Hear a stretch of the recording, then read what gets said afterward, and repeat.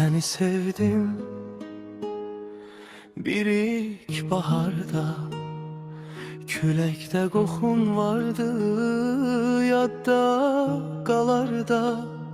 Sözlər susar, gözlər danışar da, o an ürəyimdə sən yurt salırdın.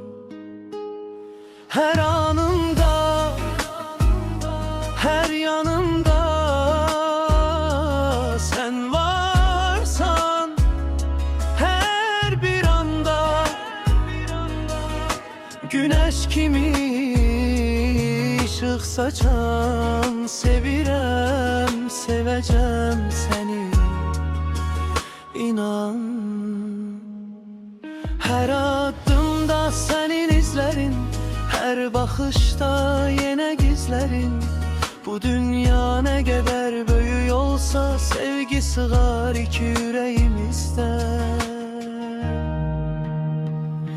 Her anımda, her yanımda sen varsan, her bir anda güneş kimi ışık saçan. Sevirəm, sevəcəm seni, inan.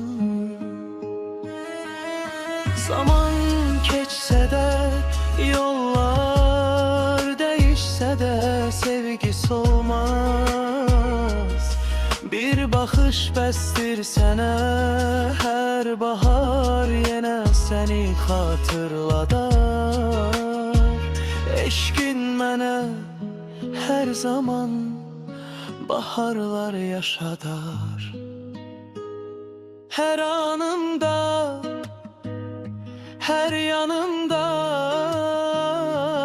sen varsan, her bir anda güneş kimi ışık saçan. Sevirəm, sevəcəm seni, inan.